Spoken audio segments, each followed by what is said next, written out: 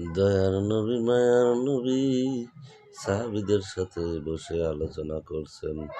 এমন সময় বলে, ও সাহাবীরা তোমরা শুনো, তোমাদের মধ্যে এমন কেউ কি আছে ১,০০০টা আয়াত তেলাওয়াত করার পরে ঘুমাবা? সাহাবীরা চুপ হয়ে গেলেন, কেউ কোনো কথা বলে না। আল্লাহর নবী বিশ্ব নবী বিষয়টা বুঝতে পারলেন। পরে বললেন, ও সাহাবীরা তোমরা শোনো, আমি নবী কি তোমাদেরকে এমন একটা সূরার নাম বলবো না যেই সূরাটা পড়লে ১,০০০ আয়াত তেলাওয়াতের সমপরিমাণ সওয়াব আমার আল্লাহ রাব্বুল আলামিন তোমার আমলনামায় দিবে। সেই সূরাটা হলো ১১৪ সূরার মধ্যে ১০২ নম্বর সূরা, সূরাতুল তাকাতুর।